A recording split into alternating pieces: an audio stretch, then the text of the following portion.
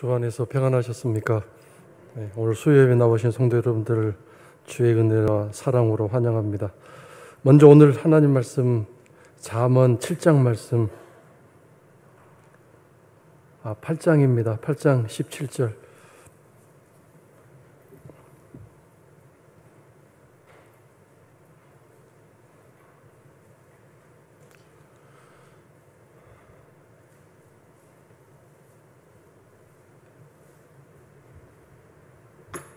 잠언 8장 17절 말씀을 우리 다 같이 함께 읽겠습니다. 나를 사랑하는 자들이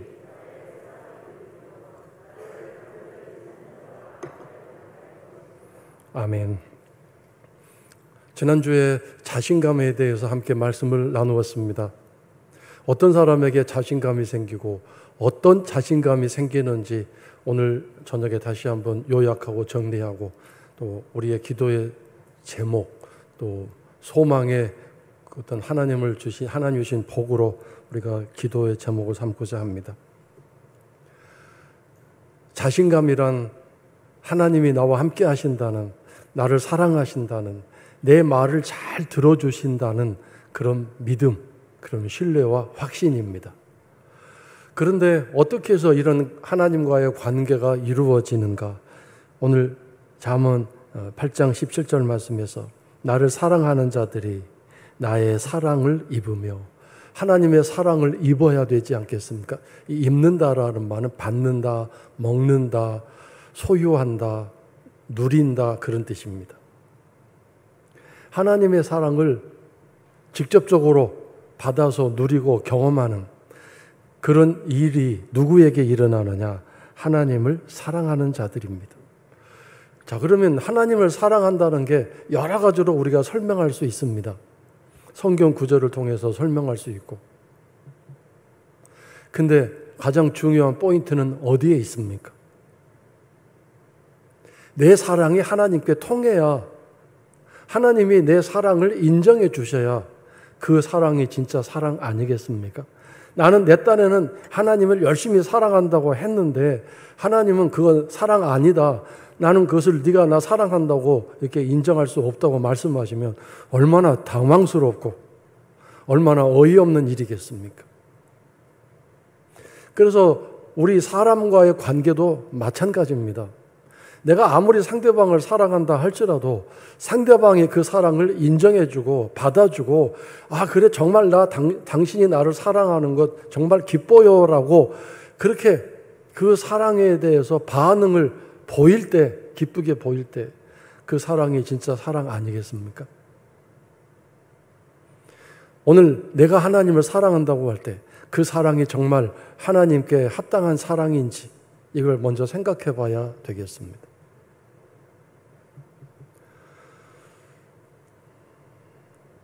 그렇다면 그 사랑이 하나님께 통한다면 반드시 하나님의 사랑은 우리에게 오게 돼 있습니다. 사랑은 느껴지는 것이고 사랑은 설명할 필요 없이 알아지는 것이죠. 사랑이란 구구절절히 내가 이렇게 저렇게 사랑한다라고 설명할 필요가 없는 것 아니겠습니까? 사랑은 이미 마음과 마음이 통하는 것이고 감정과 감정이 서로 통하는 것이기 때문입니다. 내가 정말 하나님을 사랑하는지 사랑하지 않는지 무엇으로 할 수 있습니까? 하나님의 사랑이 내게 강물같이, 저 바닷물같이 끝없이 내게 흘러 넘치는지를 살펴보면 알 수 있습니다. 하나님의 사랑이 내 안에 흘러 넘치면 어떻게 되나요? 놀랍게도 내가 변화가 됩니다. 사랑의 사람이 되는데 어떻게 해요? 고린도전서 13장 4절 이하의 사람으로 바뀌죠. 오래 참게 되는 사람, 온유한 사람, 성내지 않고, 물론 완벽하게 성내지 않는 건 아니겠지만 옛날보다 성내는 빈도수 또는 성내는 그 퍼센테이지가 좀 더 줄어들거나 약해지겠죠. 또는 자랑을 하는 일을 삼가하게 되고 자기 유익만을 구하는 이기주의 욕심보의 삶을 이제 하지 않게 될 수 있을 것이고, 무례히 행하면서 그냥 거침없이 나 뒤끝 없어 하면서 그렇게 다녔던 삶에서 이제 배려하고 친절하게 사는 삶을 살 수 있게 될 것입니다. 그러므로 하나님의 사랑이 흘러 넘친다. 아, 내가 하나님의 사랑을 받고 있다. 이것으로 알 수 있는 것입니다. 내 스스로도 판단할 수 있는 것입니다. 하나님의 사랑이 흘러 넘치는데 어떻게 사람이 변화되지 않겠습니까? 사랑을 많이 받고 자란 아이와 사랑을 받지 못하고 자란 아이는 그 언행 품사가 완전히 다르듯이 우리의 삶도 마찬가지입니다. 하나님의 사랑이 흘러 넘친다면 그런 사랑의 사람이 되면서 뭐가 생기나요? 그 사람 보면 자신감이 있어요. 뭔가 막 자신감이 넘치는 삶을 살아요. 물론 하루 24시간 1년 365일 자신감이 넘치는 건 아니지만 그런데 물론 낙심할 때도 있고 침체에 빠질 때도 있고 두려움과 염려에 빠질 때도 있지만 하나님의 사랑이 다시 그것을 극복하게 만들어주시고 그래서 늘 자신감을 가지고 살아가는 사람이 됩니다. 성도 여러분은 지금 하나님의 사랑으로 인한 자신감이 있으십니까? 이 자신감은 우리가 정말 하나님으로부터 받아야 할 복입니다. 이 땅에서 하나님의 자녀가 가져야 할 삶의 자세와 태도입니다. 이 자신감은 교만함도 아니고 오만함도 아니고 뭔가 물질적으로 많아서도 아니고 사회적으로 대단한 성공을 거두었기 때문에 그래서도 아니라 하나님의 사랑으로 인한 영적인 자신감입니다. 바로 그 모습을 요셉이 보여주지 않았습니까? 정말 처참한 인생, 형들로부터 또 열심히 살았던 그 보디발의 집안에서 계속해서 인생은 저 밑바닥으로 내려가는데도 불구하고 요셉의 삶에는 언제나 자신감이 있었습니다. 무엇에 대한? 하나님에 대한 자신감. 하나님이 나를 사랑하신다. 하나님이 내 기도를 들으신다. 내가 하나님께 뭐라고 물으면 곧바로 대답해 주신다. 우리는 궁금하죠. 그럼 왜 감옥 생활 벗어나도록 그렇게 기도를 안 했는가? 거기에 대해서 하나님은 뭐라고 대답하셨는가? 분명히 하나님은 요셉의 마음에 평강을 주시고 기다려라, 참아라, 인내해라 이렇게 말씀하시지 않았을까 생각합니다. 하나님이 그렇게 응답해 주시고 또 하나님이 함께 계시면서 분명히 이렇게 내 삶은 끝나는 것이 아닐 것이다. 내 삶이 점점 이렇게 더 어두운 데로 더 밑으로 떨어지지만 하나님은 절대로 나를 버리시지 않는다. 오늘 내게 필요한 것은 기다리고 인내하는 것이다. 이렇게 자신감을 가지고 그 어두운 세월을 견딘 것 아니겠습니까? 그래서 이 자신감은 힘들고 어려울 때 잘 견디고 버티는 힘이 되는 것 같습니다. 요셉의 이 마음속에 있는 이 자신감, 하나님을 향한 사랑으로 그 사랑이 인정되어서 그 감옥에서 노예 생활할 때도 하나님을 사랑하는 일이 변함이 없었잖아요. 그러니까 그 사랑이 하나님께 통해서 하나님의 사랑이 또 요셉에게 온 거겠죠. 그래서 오늘 여러분 어떠한 상황에서도 하나님이 기뻐하시는 일을 하고 하나님이 즐거워하시는 일을 할 수 있는, 그러기 위해서는 뭐가 필요합니까? 지각이 필요하고 지혜가 필요하죠. 어떻게 무엇을 해야 하나님이 기뻐하실까? 이것은 어떻게 할 수 있나요?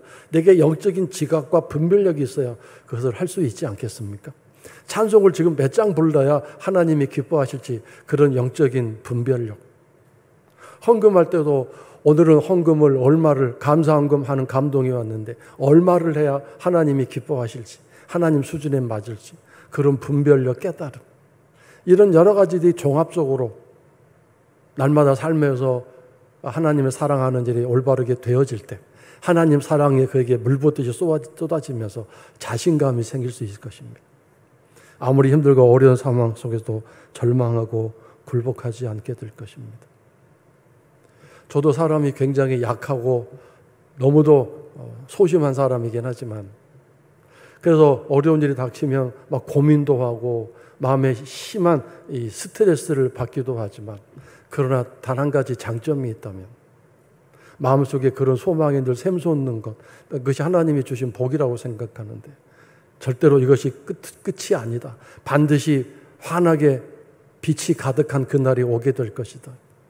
하나님은 절대로 나를 이대로 내버려 두지 아니하실 거다. 그런 마음과 소망과 생각을 주셔서 그 어둡고 힘든 순간들을 견디어오게 하고 또 이겨오게 하신 것 같습니다. 성도 여러분은 어떻습니까? 먼저 오늘 여러분의 사랑이 하나님께 통할 수 있기를 바랍니다. 그러기 위해서 지혜로운 사랑, 지각이 있고 분별력이 있는 그런 사랑을 하실 수 있기를 바랍니다. 성령이면 여러분을 그렇게 인도하실 것이고 말씀을 잘 읽고 묵상하면 거기에서 하나님을 경외할 수 있는 지혜와 지각이 발달되고 우리 성도 여러분들에게 채워질 줄로 믿습니다. 또한 그런 자신감으로 인해서 요셉처럼 감옥에 들어갔을지라도 그 삶에서 다른 사람을 향하여 나아갈 수 있는 사랑에 흘러넘치는 축복의 통로로 살아야 할 것입니다. 내가 부유하고 내가 삶이 잘 돼서 남에게 사랑을 베풀고 관심을 가지고 긍휼을 베풀 수 있는 것이 아니라 아무리 돈이 많고 아무리 삶이 부유해도 뭐가 없으면요, 마음에 하나님을 통한 자신감, 그런 삶의 여유가 없으면 절대로 그렇게 할 수 없습니다. 요셉이 마음에 평안하고 마음에 근심 걱정이 없기 때문에 그날 아침에 바로 왕의 두 고위 신하가 감옥에서 근심 걱정으로 얼굴이 초췌해졌을 때 그들에게 다가가서 무슨 일이 있습니까? 라고 그냥 덕담식으로 지나가는 식으로 그냥 물어보는 것이 아니라 정말 깊은 관심으로 그렇게 물어보고 다가갈 수 있었을 것입니다. 내 마음에 근심과 걱정이 많은데 어떻게 다른 사람에게 다가가서 관심을 가지고 그렇게 배려하며 섬길 수 있는 그런 사랑의 모습을 가질 수 있겠습니까? 그래서 우리 마음속에 그런 하나님의 사랑이 흘러넘칠 때 그런 다른 사람을 향한 사랑의 실천적인 삶을 살아갈 수 있을 텐데 여러분, 이것이 하나님이 만들어 놓으실 계획하신 일이었습니다. 만약에 그날 아침 요셉이 이 두 사람에게 관심을 가지지 않았다면, 만약 전날까지는 마음에 자신감도 있고 여유가 있었는데 밤새는 무슨 사탄의 시험에 받아서 밤새는 막 꿈에 형들이 나오고 자기를 모함해서 감옥에 집어넣은 보디발과 그 아내가 막 떠올라서 막 흉몽을 꾸고 잠을 제대로 못 자서 눈이 벌게가지고 마음속에 막 이 억울함과 분노가 막 솟아올라서 그날 아침만 정신을 못 차렸다면 어떻게 됐겠습니까? 그 두 신하에게 관심을 가지지 못했을 것이고, 그렇다면 하나님이 예비해 놓으셨던 밖으로 나갈 수 있는 요셉의 인생을 멋지게 만들어 놓으실 그 길을 갈 수 없었을 것입니다. 하나님의 타이밍은 언제 어떻게 올지 알 수 없기 때문에 매일매일 준비해야 됩니다. 첫날까지 멋지게 자신감 있게 살았다가 사탄의 유혹과 공격에 넘어져서 그렇게 마음속에 막 근심 걱정이 많고 마음이 완벽하게 어둠으로 가득 차 있었다면 그날 아침 하나님이 예비해 놓으셨던 그 멋진 은혜의 길, 기적의 길을 갈 수 없었겠죠. 그래서 오늘 우리가 어떻게 어디서 하나님이 내 인생을 위해 만들어 놓으신 그 멋지고 아름다운 그 터닝 포인트, 그 전환점, 그 정말 운명의 시간, 그 운명의 일을 만나려면 매일매일 내 자신이 준비된 삶을 살아야 할 것입니다. 내 수고와 내 노력으로 인생을 개척하고 성공적인 삶을 산다고 한다면 뭐 아무 상관이 없지만 하나님이 예비해 놓으신 그 복된 길을 가고자 한다면 그 순간 그 지점에서 우리가 가 있어야 하기 때문입니다. 그러려면 우리가 늘 믿음, 자신감을 가져야 되고 마음의 그 자신감으로 인한 평강과 그로 인한 사람을 향하여 베풀어주는 배려와 관심이 필요한 것입니다. 제 인생을 뒤돌아볼 때도 모든 기적의 일들과 기적의 순간은 사람의 만남으로 이루어졌습니다. 누군가를 통해서 이루어졌습니다. 그냥 하늘에서 뚝 떨어진 기적이 아니었습니다. 누군가 사람을 통해서, 누군가의 손길을 통해서 그런 기적의 손길이 내게 왔는데 그 순간, 그 지점, 그 사람을 향하여 내가 갈 수 있었던 일들은 결국 내 안에 하나님을 향한 사랑과 자신감으로 굴복하지 않고 절망하지 않고 믿음으로 나아갔을 때 그런 하나님의 예비해 놓으신 그런 일들을 만나게 됐던 것입니다. 하나님이 나의 하나님이다. 어제의 은혜로 오늘을 살려고 하면 안 됩니다. 오늘은 오늘의 은혜로 살아야 합니다. 내일은 또 내일의 은혜로 살아야 합니다. 그것이 하나님이 예비해 놓으신 우리의 만나이고 하나님이 정해 놓으신 법칙이기 때문입니다. 오늘 내일 것까지 다 준비해서 내일은 좀 쉬어야지 안 됩니다. 내일은 또 내일의 은혜를 위해서 하나님께 엎드려 기도하고 말씀 묵상으로 나가야 하고 하나님의 인도함 받기 위해 하나님이 하시는 말씀을 잘 듣는 조용한 시간을 가져야 합니다. 만약에 오늘의 은혜로 내일을 살려고 한다면 그래서 어리석은 일이고 할 수 없는, 살 수 없는, 갈 수 없는 그런 삶이 되고 말 것입니다. 그래서 왜 하나님은 우리들에게 쉬지 말고 기도하라고 말씀하셨는가? 왜 모든 일에 범사에 감사하라고 말씀하셨는가? 다시 한번 깨닫게 됩니다. 범사 항상 기뻐하라. 매일매일 그렇게 살 수 있도록 하나님이 우리를 만들어 주실 것이기 때문입니다. 그래야만 이 땅에 나가서 하나님의 사람으로 멋지게 다른 사람을 도와주고 하나님의 자녀답게 살아갈 수 있기 때문입니다. 기뻐하고 감사하는 사람이 되어 세상에 나가서 다른 사람을 도와주고 격려하고 위로할 수 있는 하나님의 삶을 살 수 있지 않겠습니까?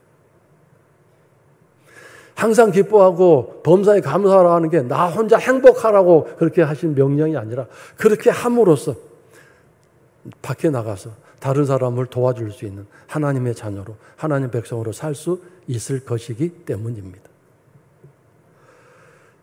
자, 그 다음에 형통이라는 것을 이제 우리가 함께 나누었었는데 창세기 39장 그 다음에 21장이었는데 21장은 보디발의 집에서 있었던 일이에요. 한번 찾아보시겠어요?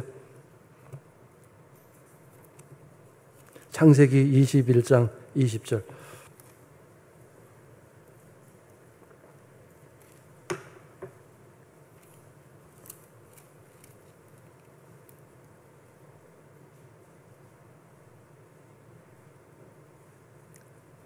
아닌데 제가 잘못 말했어요. 39장 먼저 1절, 2절을 읽겠습니다. 이게 보디발의 집에서 있었던 일입니다.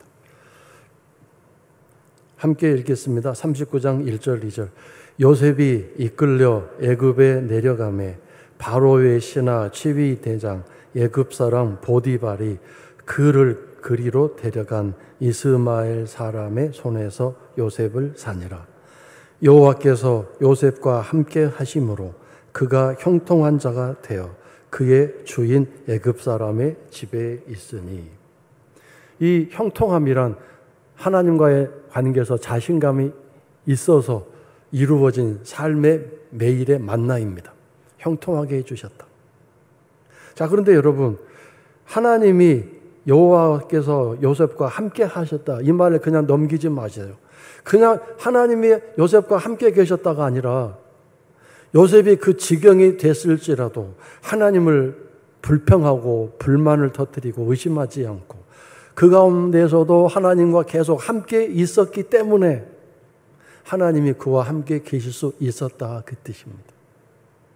여러분이 자녀에게 아무리 사랑을 주려고 해도 그 자녀가 부모의 사랑을 거부하고 문 쾅 닫고 문 잠그고 걸어 들어가면 어떡합니까?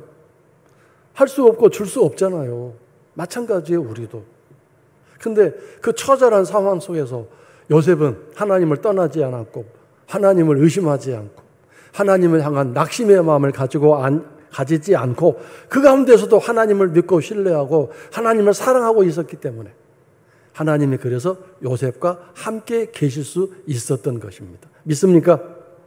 그러므로 여러분, 어떤 경우에도 하나님을 떠나지 않으셔야 하나님이 여러분과 함께 계심을, 그 은혜를 입을 수 있습니다. 행복할 때도 평안할 때도 하나님 떠나지 마십시오. 힘들고 어렵고 피곤할 때도 하나님 떠나지 마십시오. 사방에서 원수들이 나를 치러 오고 주변에 나를 힘들게 하고 해롭게 하는 사람들만 가득 있을지라도 하나님만 끝까지 떠나지 않으면 하나님이 여러분과 함께 계심으로 형통한 사람이 될 수 있습니다. 형통이란 두 가지 뜻입니다. 한 가지는 그 어렵고 힘든 상황을 잘 버티고 견디고 헤쳐나갈 수 있는 힘을 주신다는 뜻입니다. 그냥 공중부양해서 그 고통과 환란이 없는 곳으로 확 옮겨주시면 좋겠지만, 공간 이동해 주시면 좋겠지만 하나님은 그렇지 않습니다. 당신의 힘을 입어서 그 어두운 골짜기를 한 걸음 한 걸음 믿음으로 걸어가는 것을 지켜보시기를 좋아하십니다. 그래서 형통이란 그 어둡고 캄캄한 곳에서도 쓰러지지 않고 망하지 않고 계속해서 앞으로 전진하고 걸어가는 사람입니다. 그것은 결국 우리의 기도 생활, 찬송 생활, 예배 생활에서도 나타납니다. 어떠한 상황에서도 예배를 중단하지 않습니다. 기도 생활 중단하지 않습니다.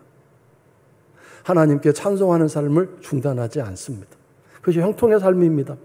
내 기도하는 일을 누가 막을 수 있느냐? 내 예배 드리는 일을 어떤 것이 막을 수 있느냐? 이렇게 담대한 자신감으로 형통함의 복을 여기서 이렇게 누려야 되지 않겠습니까? 우리는 형통, 그럼 물질의 형통, 건강의 형통, 사업의 형통 이것만 생각해요. 내 형통만 생각해요. 그렇지 않습니다. 하나님과의 형통에서 내 걸어가는 믿음의 삶에서의 형통입니다. 그러므로 두 번째 형통은 결국 하나님과 나 사이에 아무것도 가로막을 것이 없다고 하는 형통인 것입니다.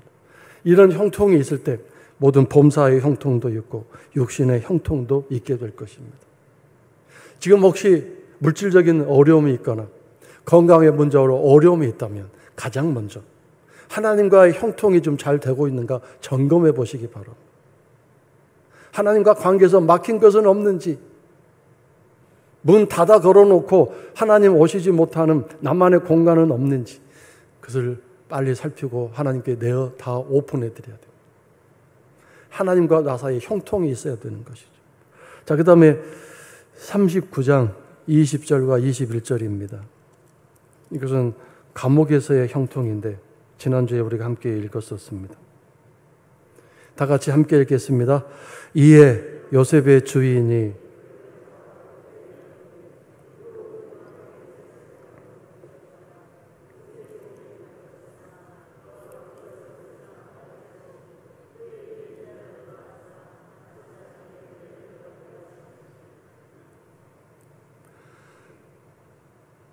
하나님이 요셉에게 함께 하셨고 그에게 인자를 더하사 간소장에게 은혜를 받게 하셨다. 그래서 어떻게 됐는가? 23절에 보면 제가 읽겠습니다. 간소장은 그의 손에 맡긴 것을 무엇이든지 살펴보지 아니하였으니 그 까닭은 여호와께서 요셉과 함께 하심이라. 여호와께서 그를 범사에 형통하게 하셨더라. 하나님과 관계가 형통하니까 모든 범사도 형통한 거죠. 그 다음에 지금 뭐가 형통한 게 하나 더 있죠? 마음속에 형통함이 있습니다. 마음속에 막힌 것이 없습니다. 마음에 뭔가 형제들에 대한 미움 분노, 자기를 감옥에 집어넣은 보디발 집안에 대한 미움 분노, 이런 것이 있으면 막히는 거죠. 막힌 것이 없고 다 뚫려 있었다 그 뜻입니다. 성도 여러분 마음속에 막힌 것이 없기를, 하나님이 다 뚫어주시기를, 그는 형통의 복을 받기를 주의 이름으로 축원합니다. 사람과의 관계도 마찬가지고 내 인생에 살아온 여러 가지 실수와 잘못도 마찬가지고 내 지금 삶의 형편에 대한 여러 가지 부족함과 연약함에 대해서도 형통함이 복이 되기를. 여호와는 나의 목자시니 나는 만족합니다. 부족함이 있긴 있지만 그것이 내 마음의 형통을 해치지는 않습니다. 나는 그 상태로도 만족합니다. 하나님 감사합니다. 이런 신앙의 형통의 감사가 있을 때 그 삶이 어찌 복이 쏟아부어지지 않겠습니까? 그래서 오늘 자신감, 이 형통함이 성도 여러분들에게 흘러넘치셔서 결국 요셉이 감옥에서 나올 수 있었던 것은 그날 아침 그 두 사람에게 다가가서 왜 그러세요라고 물었던 그 인자와 긍휼함이 하나님이 예배해 놓으신 복의 지점이었기 때문에 그것으로 인해서 감옥 밖으로 나올 수 있었지만, 그러나 놀라운 사실은 당장 나온 것이 아니라 또 2년간 잊혀진 사람이 되어서 밖으로 나간 그 두 신하 중에 살아남은 한 사람은 까맣게 요셉을 잊어먹고 있다가 다시 2년 후에 또 하나님이 터닝 포인트를 만들어 놓으셨죠. 하나님의 때입니다. 하나님의 시간입니다. 또 그때까지 요셉은 형통함을 가지고 자신감을 가지고 감옥에서 살아남아 있어야 합니다. 감옥에서 살아남고 있지 않으면 하나님이 2년 후에 만들어 놓으신 그 지점, 그 시간 거기 갈 수 없습니다. 안 그렇습니까? 하나님은 사실 어떻게 보면 굉장히 무자비하신 분이고 냉혹하신 분입니다. 2년이라는 시간 동안 그 감옥에서 그 신하가 자기를 잊지 않고 좀 살려주기를 그런 바라는 마음이 있었을 텐데 얼마나 긴 시간입니까? 잊혀진 사람으로 살고 있었어요, 요셉이. 그러나 그 가운데서도 자신감과 형통함은 절대로 놓치지 않았기 때문에 2년 후에 하나님이 또 예비해 놓으신 어떤 사건을 통해서 요셉이 이제 밖으로 나오게 되고 국무총리가 되게 되는 것입니다. 오늘 성도 여러분에게 우리가 찬송을 부르고 기도할 때 하나님 이 자신감을 주옵소서. 자신감이 무엇인지 다 배우셨죠? 그런 자신감. 그리고 하나님 내게 형통의 복을 주세요. 그 형통의 복으로 어떤 곳에 있든지 하나님께 대한 사람들을 향한 이런 아름다운 삶을 살아갈 수 있게 해주세요. 함께 기도하겠습니다.